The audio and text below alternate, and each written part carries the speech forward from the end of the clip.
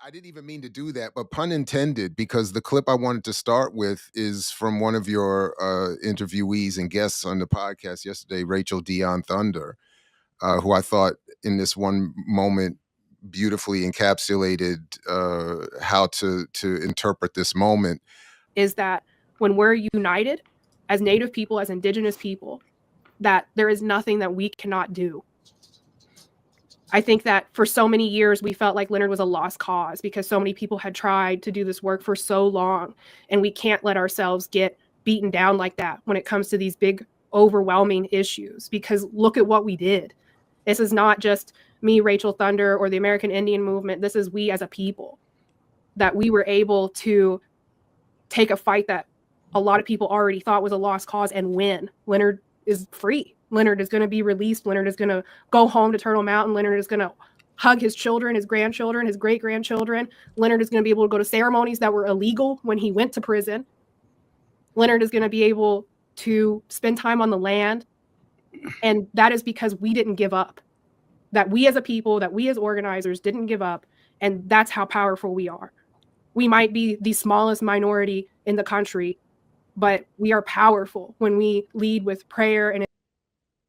And I did want to ask you about one of the points she just made, even just there, this point about Leonard being able to come home. And in the statement we heard from him, he said, basically, that's fine, home in prison, whatever they were calling it, because we all should be home anyway.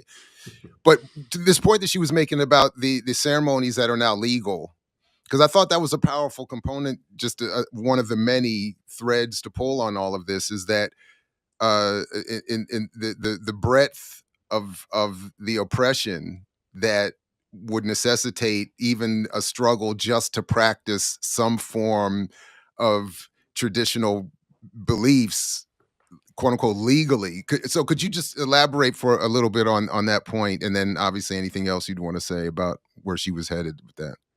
Well, first of all, I'll just say that Rachel Thunder led a walk from Minneapolis, Minnesota, where I'm calling you from right now, all the way to Washington, D.C. It was a ceremonial prayer walk. It was one of probably half a dozen, maybe more, that have been done over the last 5 decades. It was led in prayer. It was led with the intention of, raising not just political and social consciousness around this, but a spiritual consciousness around this too.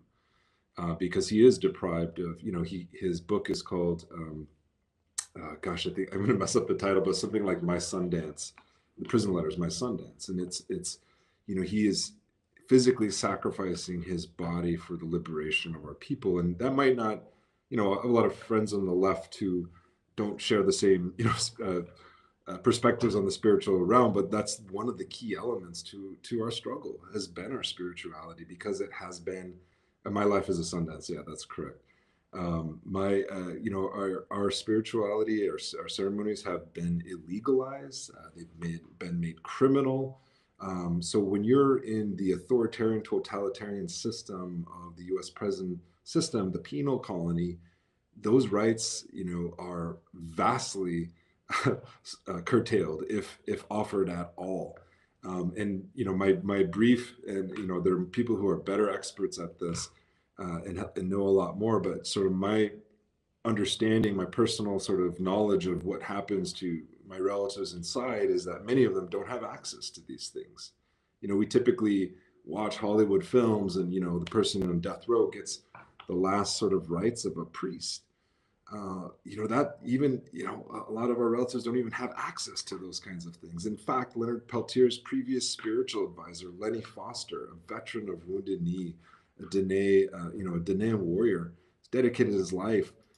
He was denied again and again by the warden of Coleman to visit Leonard Peltier and to help him with his ceremonies and to provide spiritual guidance, because the warden and the prison system said Lenny is a friend. He's not a spiritual guide.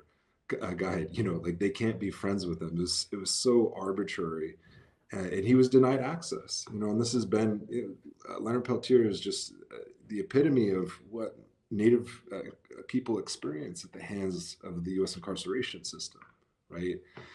So that was a huge deal. It's also important to remember Leonard Peltier was a survivor of the U.S. boarding school system, a genocidal project Right. that lasted for Yeah.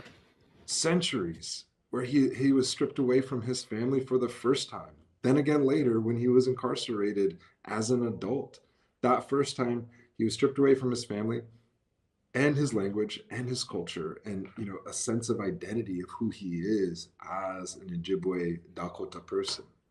So this is something that has defined his life, from birth to this moment in time, 8 decades later, as an 80-year-old elder.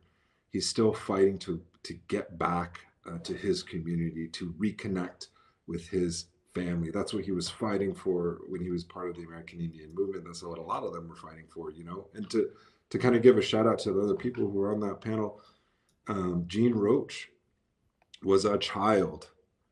She was 14 years old during the Oglala shootout.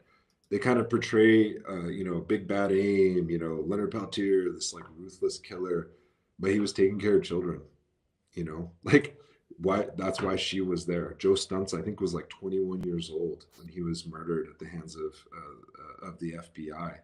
Um, uh, uh, Jean's brother, Jimmy, was even younger. I think he was 9 years old at the time. He was the only one that gave up during that shootout because he was a child, and they were protecting women and children. Norman Patrick Brown, he's also still alive. He was there too. He was 14 years old. So it really represents like how deep that kind of level of genocide goes, and the forms of healing that have to take place. And I use that kind of word a little bit cautiously because we can't have healing in an unjust system that's still trying to kill us and still putting our relatives behind bars and still removing children from our families.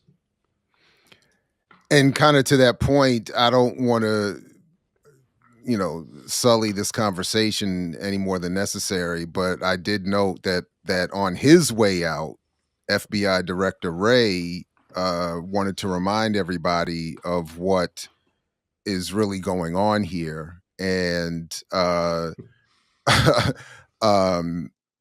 as this story from NPR points out, the commutation, however, was expressly discouraged by law enforcement, with Wray writing, "I hope these letters are unnecessary and that you are not considering a pardon or commutation," he wrote. "But on behalf of the FBI family and out of an abundance of caution, I want to make sure our position is clear. Peltier is a remorseless killer who's brutally murdered two of our own special agents, Jack Kohler and Ronald Williams. Granting Peltier any relief from his conviction or sentence is wholly unjustified and would be an affront to the rule of law." So, what you and your comrades and what uh, Sister Thunder was saying just a moment ago about the longevity of the struggle is very important, because as Ray is reminding everybody, they're not forgetting, and for them this is a loss.